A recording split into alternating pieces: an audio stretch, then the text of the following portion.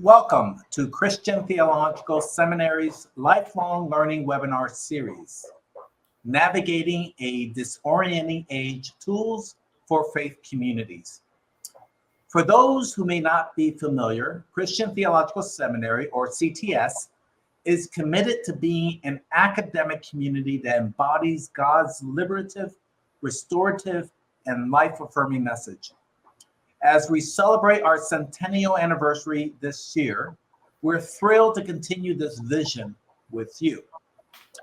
In this series, we will address complex social issues impacting our faith and social communities, from cultural identity and human sexuality to racial justice and mental wellness. Our aim is to provide pastors, counselors, and social and faith leaders with the theological, social, and practical tools needed to make a positive impact. To kick off this series, we are honored to welcome Dr. Irasema Coronado to speak on children at the border. This webinar is part of our Life in Common series, which explores thematic topics for general community application. Hence, why we are focusing on the critical subject of children at the border. As you know, immigration is an important and complex topic, and often the human element, especially the plight of children, gets overshadowed in public debates. This is a cause that CTS is deeply committed to and advocating for and alongside children. Before we begin Irasema's presentation, allow me to briefly introduce myself. I'm Francisco Lozada Jr., Vice President for Faculty Affairs and Dean of the Faculty at CTS. My work has centered on immigration from a theological perspective, and I've had the opportunity to co-lead travel seminars with Irasema on the border, gaining a deeper understanding of these complex issues, including the trauma children face on their journeys and their treatment by authorities. I'm delighted to introduce Irasema, who will provide us with valuable insights into this critical issue. But first, let me introduce my wonderful co-host, Dr. Nicole Robertson, who will introduce herself and her connection to today's theme. Nicole. Thank you, Dean Lozada. Good afternoon, everyone. My name is Dr. Nicole Robertson, and I am an assistant professor and the director of our clinical mental health counseling program here at Christian Theological Seminary. I am excited to engage in today's conversation with Dr. Coronado concerning this national crisis and its critical implications. I'm particularly interested in exploring the mental health and spiritual impacts this issue has on children and their family. Thank you, Dean Lozada. Thank you, Nicole. Now it's my pleasure to introduce Dr. Irasema Coronado. Dr. Coronado is the director and professor at the School of Transborder Studies at Arizona State University. She holds a BA in political science and a Latin American Studies certificate from the University of South Florida, as well as a MA in Latin American Studies and a PhD in political science from the University of Arizona. Her research focuses on human rights along the US-Mexico border, and she has co-authored works such as Fronteras No Más, Latinas and Local Government, and Políticas, among other essays and volumes. Previously, Irasema was professor at the University of Texas at El Paso, serving as the chair of the Department of Political Science and associate provost. Her extensive experience includes being the past president of the Association for Borderland Studies, participating in several national advisory committees, and being appointed by President Obama to the Joint Public Advisory Committee of the Commission for Environmental Cooperation in North America. She served as the executive director of the commission from 2012 to 2016 and was named one of the top 100 influential Hispanics by Hispanic Business Magazine in 2010. Dr. Coronado is not only a respected colleague, but also a close, dear friend whom I've known since our days in San Antonio in the early 2000s.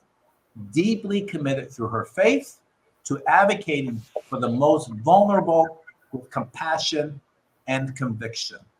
Without further ado, welcome Irasema. The stage is yours.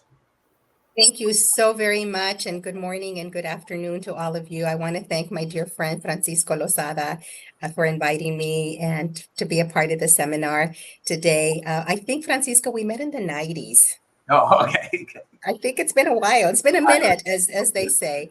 So Yes. thank you again for being here, and I hope to share some insightful things with you today regarding children in the migration process here, and hopefully give you some ideas for your work and how you can maybe make a difference in improving the quality of lives of people's lives. So I love the seminar series. I love the topic, navigating a disorienting age. I think it's wonderful. Okay, so we'll go to the next slide. And I just want to share with you a little bit about what we do here at Arizona State University. We do have a very extensive bachelor's, master's, and PhD program here at Arizona State. And we're one of the few programs, I think the only one in the country that offers a PhD in border studies. And basically our logo and our motto state that we want to make borders human, and we want to apply our expertise and action for successful and sustainable transborder communities. Next. I want to give you just a little brief overview of the different degrees that we have here. We focus on immigration, we focus on transborder issues, and we also focus on media and expressive culture. So we have many graduates. Our PhD students are doing quite well. Many of them are working in tenure track positions, and I guess that's a sign of success. And so we're very happy that this program has gone to be successful. Next. We also have a master's degree, and we have several new students from across the country as well engaged in this. This year, we have a student from Austria who's here on a Fulbright, and she'll be here fully funded for her master's degree with us. And again, our PhD program, which is, a very successful program. Okay, so I want to tell you a little bit about myself. I grew up on the U.S.-Mexico border in Nogales, Arizona, which is a very bilingual, binational community. And so I grew up crossing the border 3, 4, 5 times a day. My mother was quite a social justice advocate in both communities. And so I have that kind of background. I do consider myself an environmentalist because a lot of my work is focused on issues of water and air quality in the region. I am a feminist, I'm a political scientist, I'm an academic leader, I believe I'm a change agent, and I'm an activist. And I say that proudly because many of our colleagues in academia believe that we should not be activists, that our work should be to conduct research and to publish it, and then to move on to another project. And I believe fundamentally that if I cannot use my research to mitigate human suffering and to help people, I'm not doing my job. And I tell my colleagues, I'm a full professor. I've been an endowed professor in the past. Yes, publications are important. Yes, I continue to be active in the field, but I believe that now I need to be an advocate and a voice for those who are not able to defend themselves. And in this case, it's children. So I state that very proudly. Okay, next. So the topic today, I want to talk children at the border, challenges of integration and belonging. And I'm going to share with you some of the research that I've done, but I'm also going to share with you some of the research that other people have done that I think will provide useful ideas for you to really engage this kind of, applied work in your own work in the field of theology and spirituality. So I start the conversation with the statute of this family. It's a young woman. Her name is Annie Moore and her brothers, and they were the first of 17 million Irish to be processed at Ellis Island. This is located in Ireland. I thought it would be in the Statue of Liberty, but it's not. It's in Ireland, but it's a tribute to Annie, who was 17 years old and was processed as the first immigrant child at Ellis Island along with her brothers. Annie took the journey with her 2 smaller brothers to join her mother and her father and the other siblings that were already in the United States. So I think it's important to note that the migration of children is not a new phenomenon. So that's back, in 1891. But now let me share with you a more recent picture. And this picture, it's not very good because it's old, but this one came out of the New York Times. And this picture back in 2003 had a profound impact on me. And this really led me to focus a lot of my research on children. So this little girl, there's a good ending. She did not die. She did not get bitten by snakes. She didn't get bitten by scorpions. She didn't perish to the desert. She didn't wasn't exploited, wasn't trafficked. So she was reunited with her family. But the story is that her father worked at a meat processing plant somewhere in the Midwest. I believe it was Kansas. And he paid a smuggler, a coyote, $7,000 to transport Karen and her mother from Arizona to Kansas. And on the way, the smuggler told Karen's mother that they had to go in separate cars. Karen went in one car, the mother went in the other car. And the mother was not happy with that arrangement, but the smuggler told her, if you don't like it, get out of the car and you stay behind. So she didn't have much of a choice. And unfortunately, when they would go buy gasoline, they would drop people off at an isolated area, go buy gasoline, and go back and pick people up. And in one of those stops, Karen was left behind. And it wasn't until they bought gas the next time that the mother realized that Karen was not there. So the smuggler did have a conscience, and he did call the sheriff's department, of course, anonymously, and said, you know, there's a little girl. They found her. But this picture is of Karen being deported by the United States Border Patrol and escorted to Mexican authorities in Agua Prieta, Sonora, which is where she was deported. And she was turned over to the authorities in Mexico, and it's an office called the Desarrollo Integral de la Familia, the holistic development of the family, which is basically a social services unit run out of the First Lady's office in Mexico. And every state has one, and the governor's wives, usually it's wives, are the ones in charge of this unit. So anyway, she was picked up. The father was, of course, and the mother, of course, were picked up and deported, but they were reunited. So it does have a happy ending, except that they were deported. So this picture really inspired me and really upset me. And I've had the privilege, I've been in higher ed for almost 30 years. I've taught students from all walks of life. You know, one of the leading Latinas in the Border Patrol was my student. I have students that work in high levels of government, both in the United States and in Mexico. I have students that run non-governmental organizations. I have students that now run for office, that are elected officials. And I sent an email to everyone that I thought could make a difference. And I said, this should not happen at our border. This should not happen to these children. Do something about it. Fix this problem. This is inhumane. This is unfair. This is wrong. And we need to promote justice. And I'm hoping that the students have been able to kind of, you know, take this and make some progress towards improving policies as it relates to the migration of children. Okay, so next. So I want to talk about, you know, immigrant children, DACA recipients, undocumented children, mixed status families, asylum seekers, because it's all different. And I want to share that with you. And then I want to talk about some of the research that I've done, some of the best practices, and then tools for supporting children and families. Okay, so immigrant children vary. Many of them come with their mother, come with their father. Many of them are legal permanent residents. Many of them are children of immigrants. Not everyone has the same status. And so one of the things that I want to focus on are long-term children who are here, who are still considered immigrants, but do have status. And they are concerned with their future, if they're not US citizens, if they're only legal permanent residents. And many of them include the DACA recipients. The DACA recipients were able to get this deferred action that President Obama passed as part of an executive action. Not all of these young people have DACA. Only about 800,000 of them do.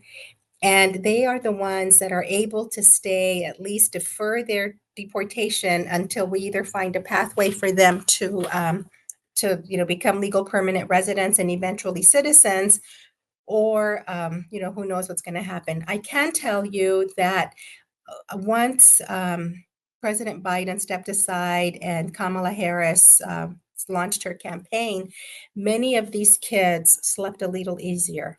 And they were very concerned, and they still are, that the Trump administration would deport them because they know where they live, they know where they work, they know where they are. We work with a lot of DACA recipients, and many of them, the message they tell me to share with policymakers and with others is that they're no longer 7, 8, 10 years old.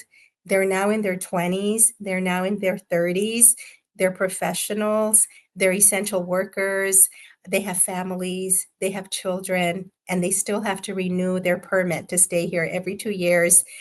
And the one message they also tell me to share with others is that they're tired of having to be perfect because any little blemish can make you ineligible for the program. So these are the kids that never jaywalk. They pay their bills on time. They don't want to have bad credit. They pay for the parking meter every time they go somewhere. If they're at a place where things are getting a little too rowdy or too complicated, they leave because they do not want to have anything on their record that could deem them ineligible to reapply for DACA. And so they're saying, we're tired of having to be so perfect. So that's another community. And then we have undocumented children, and we have undocumented students. Many of them were not eligible for DACA or didn't apply in time because, President Trump closed that program. So these undocumented children and students and young adults, they're having a hard time because they don't see a pathway for them to become permanent legal residents or even citizens. Mixed status families is also a stressor, even if you are a US citizen, but your parents are not. Many of our students live in constant stress of what if their parents get picked up? What if their father gets deported? What if their mother gets deported? And many of them, once they turn 18, no, let me step back a little bit. Once they turn 16, it is a big day in the family because they can go get legal driver's licenses. And many of the families only drive when necessary because they're driving without documents and without a driver's license. And so when someone is eligible to legally drive, that 16-year-old becomes the chauffeur for the family. And it really helps the family to have more mobility, to go to more affordable grocery stores, to maybe get a better job because they have transportation, but it is a burden on the child or the young person who's 16. And also the mixed status families. I had a student who turned 18, and the day she turned 18, the family turned everything over to her, put everything in their name. She had the house was in her name. She had, should the parents be deported, she was given the paperwork to be responsible for her siblings so that they wouldn't go to foster care. I mean, it becomes a whole ordeal if you're 18 and you're responsible. And she finally, when she turned 18, she went and opened up a bank account, and she's in charge of all of the family's resources.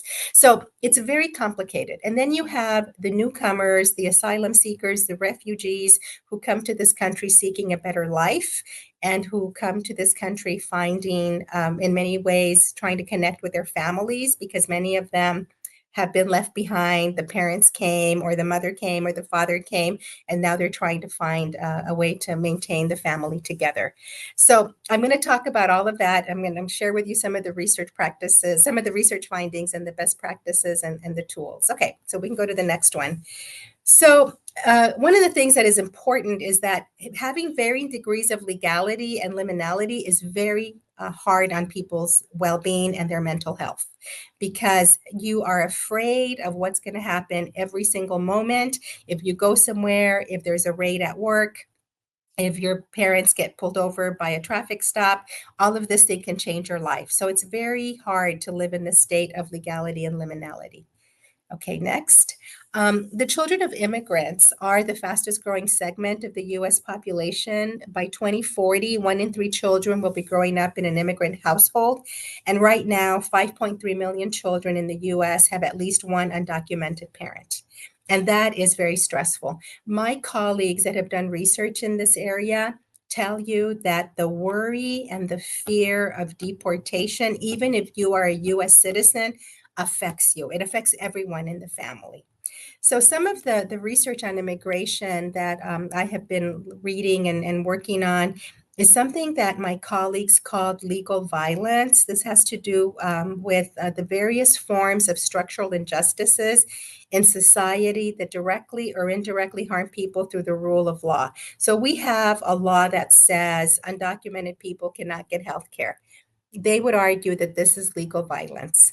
Undocumented people have to pay in-state tuition or out-of-state tuition. That is legal violence, right? So they talk about this legal violence that affects people in this situation. One thing that we do know based on the research that my colleagues Benavides and Vargas have done, they document that mixed status families do not take advantage of social services because they do not want to bring attention to the household. As I mentioned to you, the worry of deportation affects all family members.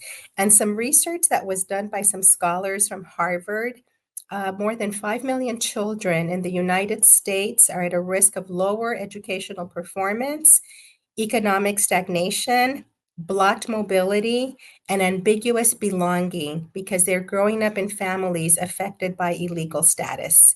And this is something that I think should alarm all of us, because if you don't feel that you're a part of something, if you're poor, how can you study? How can you be successful? It's a real challenge. And I think belonging is something that everyone wants to be a part of. Someone wants to be a part of something. All of us do. Okay, next. Okay, so this book, I'm going to share with you the findings of this book, and I'm very proud of it because Sylvia Rodriguez Vega, who's the author, is one of our undergraduate students here at the School of Transborder Studies, and she's now a professor at UC Santa Barbara. And this was her first book. So let me share with you some of the work that she did here in Arizona and in California. Next. So she did two projects. One was here in Arizona in an after-school program. She worked on this project from 2008 to 2012. She worked with U.S. citizens with legal permanent residents and undocumented students. Most of them were in mixed status families. And she used art as a healing process. And in this after-school program, they would write, they would draw, they would paint, they would sculpt, they would do different artistic work to kind of deal with the trauma. And then later in 2016, she worked in a project in a middle school in Los Angeles where they did theater and performance to help students also deal with this challenging immigration situation that they find themselves in. And so the findings are part of this book that she was able to publish a couple of years ago. Okay, next. So she basically talks about the goal of the book was to expose the fact that criminalizing migration is state-sponsored violence and human torture that fosters generational cycles of pain and trauma. Yet, nevertheless, through theater, drawings, and relajo, which is satire, children can transform and heal. She talks about this art and this drama as resistance, as civic engagement, as leadership, as resilience process. And she said one of the things that she found was that these moments when they created this artwork, where they performed these plays, you find that children find joy in everyday life, even while living in fear and in hiding. And one of the things that she hopes to do in the future is to look at the impacts of immigration policy on the well-being, the learning and development of youth, and the impact on detention on children, because detention is another sort of very difficult trauma that children have had to endure. And I sent Francisco this week a report that came out of the Florence Human Rights Project here in Arizona, and they documented the terrible situation that children find themselves in detention of immigration officials. And they talk about being cold, being handcuffed, being hit, being starved. I mean, it's horrible. And I didn't have time to integrate it into the presentation, but it's something that I hope that he can send you the link because it is rather alarming. Okay, next. Okay, so what she recommends is pretty easy. Stop separating families, fund programs that meet the physical and mental health of children in mixed status families, and change U.S. foreign policy. Because she's saying a lot of the children that she met fled violence, fled gangs, fled the military, fled repression, extortion, exploitation. And so how can US foreign policy do better in countries like El Salvador, Honduras, Guatemala, Nicaragua, Cuba, Haiti, all of the countries that are sending people here, and how can we address that problem at the beginning of the problem rather than here in the United States? Okay, so that's Sylvia's work. This book I reviewed recently. It's called Forced Out, Migrant Mothers in Search of Refuge and Hope by Susan Theriot. This book, if you can go to the next slide, please, was really painful to read. And she conducts interviews in Virginia with undocumented Central American mothers. She also interviews the children who had varying degrees of legality. And she gets the mother's perspectives. And basically, the mother's migratory experiences beginning in their country of origin. And they basically say, I left because of violence, because of poverty, because of fear, because of domestic violence. And sometimes they talk about, I had no choice but to leave my son, to leave my daughter, to leave my children behind with my mother. And then they come to the US, and their goal is to bring their children with them eventually. And in some instances, this has taken 8, 9, 10 years, right? And she talks about the challenges that the children face once they've come together. And so here you have mothers who are trying to parent children who they haven't seen in a long time, except engaging with them through social media, who are trying to adapt to American society, who are trying to learn English, and they're basically see their mothers as, you left me and you're a stranger to me. My mother is really my grandmother, and we just can't seem to come together here. And it's a real challenge. Okay, if you go to the next slide, please. And so basically, the families describe the transnational communication through social media. They talk about how, yes, I saw my mother on, through WhatsApp, through, chat time. Some of the children, when she interviewed them, described very traumatic migration processes when they were left at the hands of a smuggler, when they were put in detention through, once they entered the United States. They talk about how when they got here, they didn't realize that they had brothers and sisters that were born after they were here. And they're like, okay, how do I engage with this 3-5-year-old who says, he's my brother, my sister, but I don't really know them. They also found, or Susan Theriot found, that many of these women kind of live with someone, tend to live with a man. It's called strategic coupling, only because it helps to economically help the family. It's not that they're in love. It's not that they really care about this person, but they see it as an economic strategy. And I'll share you one of the saddest stories in the book. So the challenges here is how to establish parental authority with your son or your daughter that you haven't seen in a long time, living in a whole new culture, a whole new situation, and it has not all been pretty. And so she said the children in sessions talk about the resentment that they have towards their mother or their father who left them. And then the mothers talk about the economic hardship.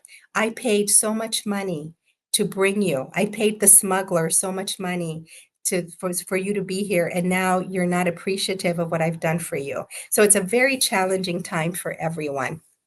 And there was one of the hardest stories I read was a young woman who was reunited with her mother, who had a very difficult time adjusting. And the gentleman or the man that the mother was living with started to abuse her sexually. And she went and told the school authorities, who in turn informed the state authorities, who in turn, of course, this whole thing, rightfully so, was denounced. The man was deported, and the mother was like, see what you've done? Now we don't have a place to live. Now we don't have any support. And it's just a horrific, that was one of the most touching, compelling, horrible stories that I read in that book by Terrio. Okay, next. You can go to the next one. Okay, so some of the recommendations that she makes are to provide family reunification classes and parenting classes. And she talks about a strategy of effective apologies, and how to really do that in a meaningful way. Because she said the parents focus on the sacrifices that they've made, and the children focus on the absence of the parent. She also talks for reform avenues for legal residents, getting more visas, and that the children and the families who are seeking asylum should be monitored and not detained. We should not detain them in these long-term private prisons, but rather go start your life and then we'll figure out your asylum status later.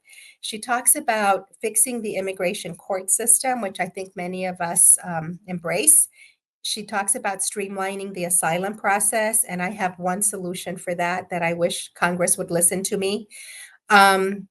She talks about protecting DACA, or better yet, Pass the Dream Act, which has been introduced in Congress since 1999, and Congress has never acted on that.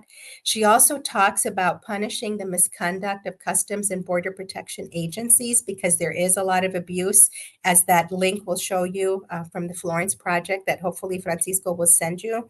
She thinks that we need to stop the war against migrants, and she recommends visits to detention centers. The visits to detention centers are not that easy unless you're a social worker, a psychologist, or a person who's a pastor, who's a minister, who has some sort of spiritual guidance to provide and has the credentials to do so. I could never go into the detention centers. I would not be vetted and approved to do that. And there are all kinds of stipulations if you're going to do that. Going back to the asylum process, one of the problems with our asylum law states that if you are going to petition for asylum, you have to be in the United States. And that to me is a major problem, because now we can use technology, we can use Zoom, we can use social media, so that the person who is in Guatemala, who is in Honduras, who is El Salvador, can engage with someone from the American Embassy, from the State Department, from immigration, and say, here are my documents. This is why I fear persecution in my country. And once you present your documents to this person can then say, okay, you seem to have a reasonable case. We will allow you to come and petition for asylum, because that way you don't have to sell everything, go into debt. A lot of these families do that, take a terrible, terrible trip through Venezuela, through Colombia, through the Darien Gap, through Mexico, which is, by all accounts, according to many migrants that I've interviewed, a horrible experience because of the extortion, the exploitation, the drug traffickers, the human traffickers, and the Mexican National Guard that extort them and who torture them and who treat them horribly the whole way. Some people have described migrating through Mexico as worse than going through the Darien Gap. I mean, that's pretty bad. Only to be, come to the United States, and only to be told, you're going to have to wait for your asylum, or you're not eligible because you don't pass the credible fear interview, which is the first requirement to apply for asylum. And then you've lost everything if you're not allowed to stay, allowed to even petition for asylum. So I would hope that the United States changes that asylum policy, and to request asylum through another channel, or even go to the U.S. Embassy in your country of origin or a consulate and present your case, rather than put you through this horrific process only to be denied. Anyway, that's just my humble solution. Okay, so I'm beginning to close now with the work that I've done on children crossing borders, and this is a co-edited book that Alejandra Joshowitz and I co-edited. It is available not only on Amazon, but also through the University of Arizona Press. And it's good news, it's available through open access. It's free. You can download it for free. We're very thankful to the University of Arizona for having found the funds to do that. And so we're very happy that people can engage with our work, which I think has something to add. Okay, so let me share with you briefly what we have. So the first one is a book, a chapter by Kathleen Tasolowski that looks at the children of migrants who have been deported, who have taken their children back to Mexico with them. And these are, middle schoolers, high schoolers who were in a high school in Denver, in Los Angeles, in Arlington, and they were going to go to the prom and they were going to play American football because the parents got deported. They took their children with them. They're now in a Mexican school. They don't speak Spanish. They don't have the technology. They don't feel that they belong, and they're having a very difficult time. So that's something that I wanted to share with you. The second one is, you know what, go ahead and, these are all the chapters, but because I want to engage with questions also. You can go ahead and, go ahead. And these are all the different chapters, but let me highlight the top three that I selected for this talk. Can you go to the next slide, please? Let me see the next slide. Okay, so this one is by Marisa Bejarano Fernbaugh, and she's a teacher actually in Louisiana. And she explores the challenges that educators encounter while working with Central American children as they arrive to the United States. And one of the things that she finds is, or some recommendations are, don't label migrant children as others. Because she said that in her school, people are like, oh, these are your kids, these are the immigrants, these are the English learning students. And she's saying, that she wants for her faculty and her colleagues to call them, these are our students too, to own them as well. She also says that we should encourage children to build their futures, to not just think about here and today, but think about what you're going to do in the future. She said another thing teachers need to do is recognize and address trauma, because it's very difficult to teach children that have been through such traumatic experiences. One of the things that she shares is that many students say, well, why did you leave? And why did you leave? And why did you leave? And it's, oh, because they killed my uncle. Oh, because they killed my father. Oh, because they killed my brother. And so it's very common that people have dealt with a lot of trauma, and how can they overcome that and then become integrated into US society and do well? And then she says, I identify common challenges in the classroom for migrant children, especially if they've never been in school or have been in school since, in third grade or fourth grade and have had lapses in their educational experiences for 5-6 years. She said that is a real challenge for them. Many of them do not speak Spanish. Many of them are more comfortable in their native dialect. And so it's not only are they learning Spanish, but they're also trying to learn English. And so she's saying this is a very challenging time for all of them. Okay, next. This chapter by Lena Caswell and Emily Ruiz Navarro is one of the hardest chapters that we edited for this book. Emily and Lena volunteered, went through the training to become child advocates in detention centers. And they talk about the role of advocacy. They look at the violence that takes place in child detention. They shed light on the ethical dilemmas and trauma that children and advocates face, because it was also traumatic for them. And she's saying, you really need to go into this understanding the structural violence. So for example, they speak Spanish, and so they were many times interpreting for young people as they were presenting their cases, as they were meeting with the immigration lawyers, as they were meeting with the immigration judges. There were a lot of rules that they had to follow. So one of the hardest rules they had to follow was you cannot touch the child. So sometimes you have a little girl, a little boy who's crying, and you want to embrace them, and you cannot, because the minute you do that, you would be asked to leave. You could not continue to be a child advocate. And the hardest thing they talked about was getting close to a young person, helping them with their case. You show up the next time and they're gone. And they cannot tell you if they were successfully admitted for asylum, if they were deported, if they were put in foster care, if a family member came to pick them up, and you cannot get any sort of email address or a telephone number so that you can continue to communicate with them after this process is over. And so they talked about how traumatic it was for them to be a child advocate in the system. So I'm sure they have good rules for good reasons, but they felt that some of those rules were very difficult, and just did not allow for better human interaction with people. Okay, next.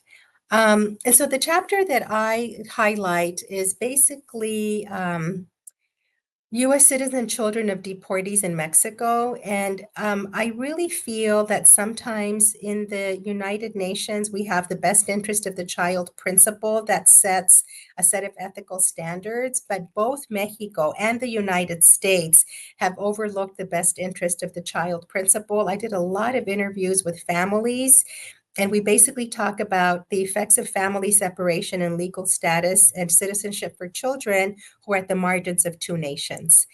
Sometimes this affects mixed status families more so. And these are families that, the deportation process has had a very negative impact on their family unity. And how do you deal with this? Many of them choose to live in border communities so that they can visit the parents and the family still stays in the US, or part of the family does. People come and go. But deportation, sometimes people are penalized anywhere up to 10 to 20 years and they cannot return. So it's a very complicated process for children and for families alike. So I also talk about how we can better improve this if we took the best interest of the child principle in mind when making these decisions about immigration. Okay, I think we're about done here. Yes, thank you so much for your attention, and I look forward to questions and comments and anything that I could do to help you. And I want to tell you that I admire the work that you do because it's very important. It does make a difference in people's lives. Thank you. Thank you. Let me open up with a question, Irasema, then I'll turn it over to my colleague, Nicole. I know a little bit more about you, and I know what sort of drives much of your interests, your movement in this area. Can you chat a little bit more about how your faith commitment informs your work? And I know it's there because I've seen it at work. Yeah. You can speak a little bit more about that in terms of positionality. Okay, well, I grew up in a very Catholic household, but I also grew up in a family very committed to social justice. And immigration was always a part of our lives because growing up in a border community, you ran across many people that were undocumented, who were just coming through. And I'll give you two examples that really, have really shaped my whole family, right? And also myself. Many years ago, my father had a warehouse. My father was a wholesome bread distributor in Nogales, Arizona. And where his warehouse was a staging site for many undocumented people, and the smugglers would come and pick them up. And one particular day, this is years ago, my father said that he saw a lot of children. A lot of children were crying. It was like, 4 or 5 o'clock in the morning because he started work very early.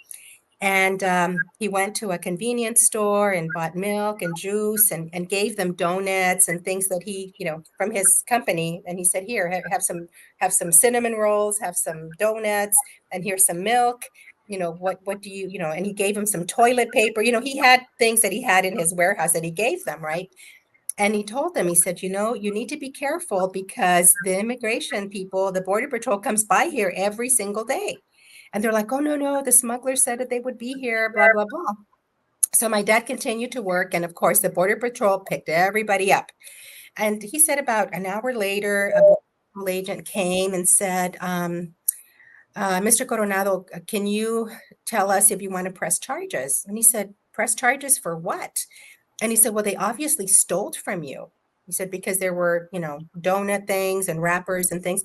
And my father said, oh, no, no, no, they did not steal from me. I gave them these things. There were little kids crying. And he said, and they were hungry. And so he said, I gave them what I had.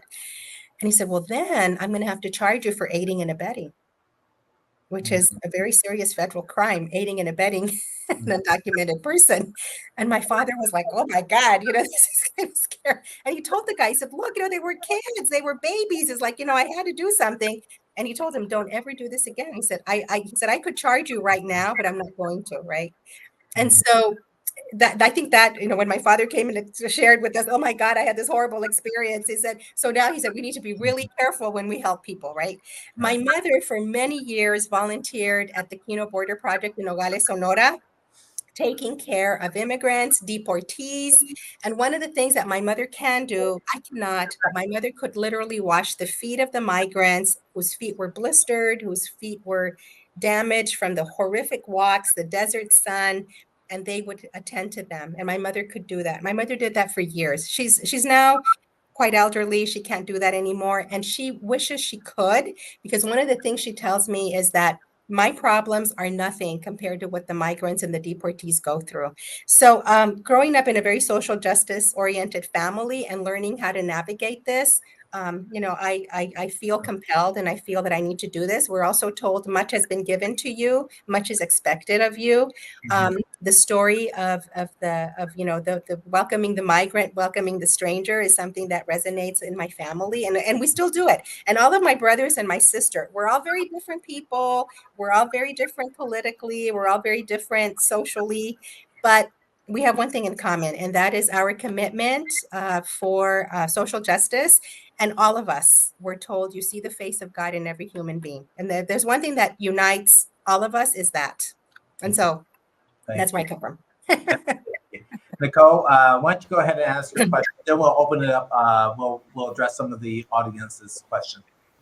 Thank you, Dean Lozada, and thank you, Dr. Coronado. I have just one question. You kind of highlighted these particular concerns as it relates to the mental health issues that we're seeing and individuals are encountering as they process through immigration, deportation, living within this fear of what will happen today or tomorrow. I was wondering, just my question had, what type of, I know traumatic events, so there's probably, of course, the separation among family members. That's a very traumatic issue and concern, but what other issues, if you are aware, maybe some of the things that we want to be aware of that are happening among children and among their families, their parents in particular. I just think of the process of abandonment and what that looks like for individuals, both as parents and as children, but I was curious about any other things that may have emerged. A lot of it is, for example, the teenagers, some of them have a hard time adjusting and they get into trouble. It's inevitable. And many of the parents are like, oh my God, because you are being a delinquent, you are putting our whole family at risk. In some schools, not all, but some schools have, mandatory attendance and, the unexcused absence. And many times the parents don't speak enough English to call and say, so-and-so sick today. So they have, truancy. And then the authorities come to your house. And that is like, oh my God, what is happening here? And that's something that needs to be addressed. But I think in terms of mental health, you have to have people that have, the cultural understanding and that speak the language. Yes. Yes. Because how can you deal with the trauma of, and it's trauma from the country of origin, trauma in transit, trauma in detention, which that story, that link that Francisco just circulated will show you, and then trauma of integrating, belonging, and then always shadowed by this economic instability. Because these are people that don't have good paying jobs, don't have benefits, don't have insurance, don't have all the accoutrements that we have and want for ourselves. And so any little thing, like, for example, having a flat tire or not having enough gas for the week really has a major impact on families. I met with a family who the mother said to me, last night there was the parent-teacher conferences and I didn't go. Because when we got in the car, my husband said, if we take this trip to the school, and come back, I will not have enough gas to get to work tomorrow and tomorrow's payday. And she said, I wanted to call the school and explain to them why I couldn't go, but I was embarrassed and I didn't want to say, and then I don't speak English. Yes. So I couldn't share that with them, right? So it's just really tough. But I think mental health is something that needs to be taken into account. There is an organization here that you might want to look into. It's called Aliento. And Aliento does a lot of healing through the arts and healing trauma through the arts, but they also have a community. And everyone there can talk about, this is my situation. I'm undocumented, or I'm in a mixed status family, or my father is a legal permanent resident, but my mother is not. And that helps when you are in a community where other people understand you. Because I've had one student here who came to talk to me, and he said, he's an engineering major, and he said, I was with my group. And all of a sudden, he said, this conversation turned to the immigrants and the undocumented and the Mexicans and whatever. And he said, I just went along and I did my thing. And then they wanted to get together. Oh, let's go meet, come to my house. We can have, we can work on this at my home. And he's like, I'm undocumented. And if these kids knew that I was hiding this, he said, they would never, he said, I don't know how they would react. And he said, he said, I want to come out. I want to tell people this is he said, but I have been socialized because his parents told him, you never tell anyone about your status, period. Yes. And he's like, and that trauma has been affecting him. And he's saying now, he said, I don't even know. He said, how, and then when graduation came, everyone was applying for all these jobs. And he's like, and they were like, well, what are you going to do? Where are you going to work? Why aren't you applying? And he was like, it was hard. And he said, so he disengaged. It's like he said, it's better not to have friends, and that's very traumatic too. Yes, it is. Thank you so much. Of course. Yeah. I'm mindful of the time, so I'm gonna do a couple questions here. Of course. If we can run through them quickly with some touch points, we can get through some. Here's one from an anonymous sender.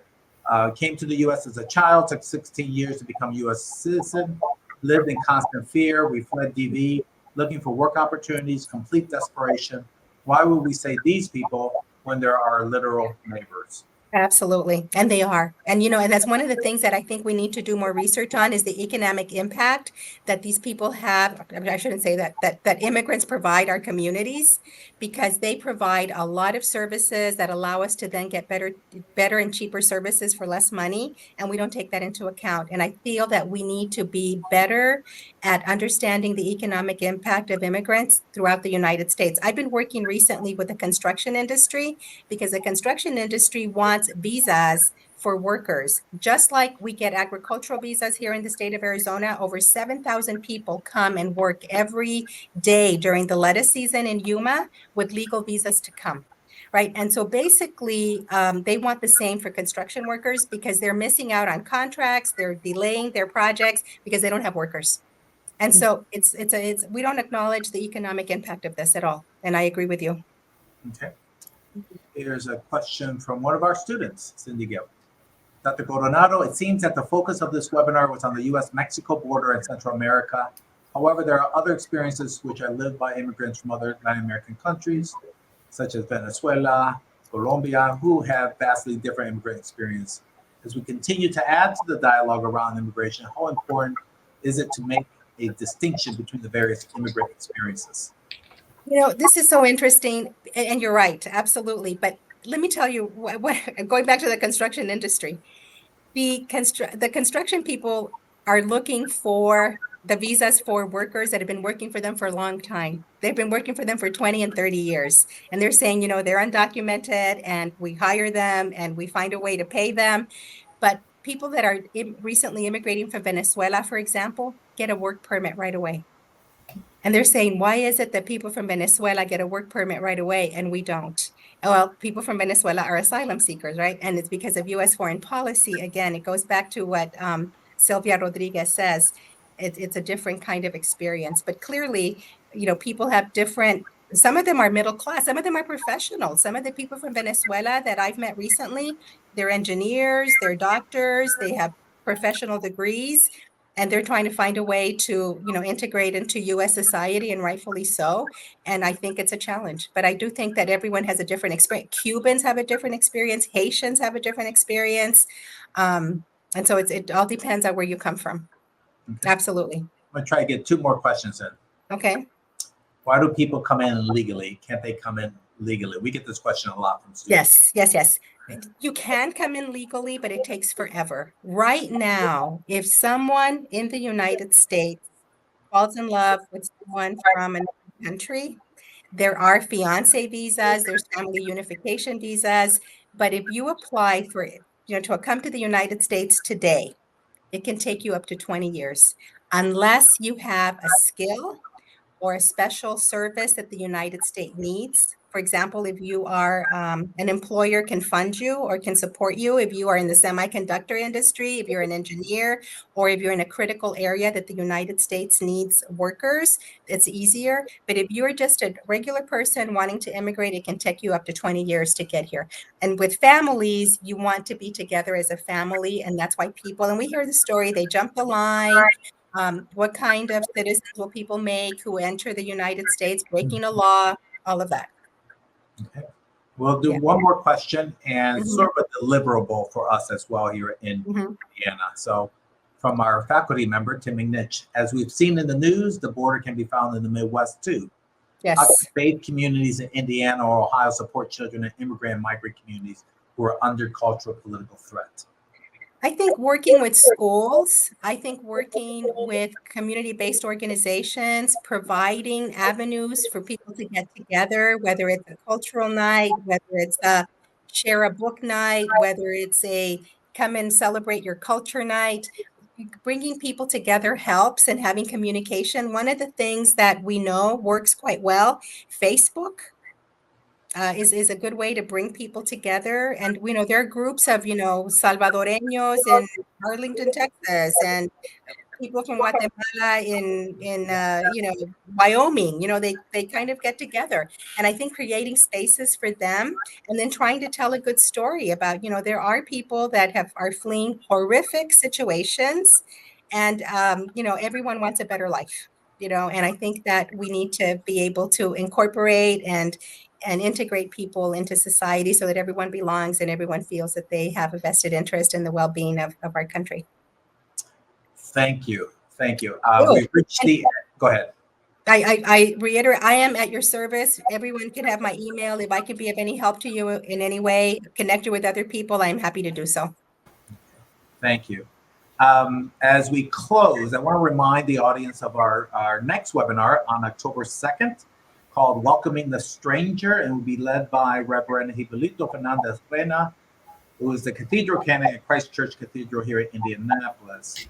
So before we leave, let's give Irasema our applause with whatever reaction emojis you would like to use. Thank you. Thank you. Thank you.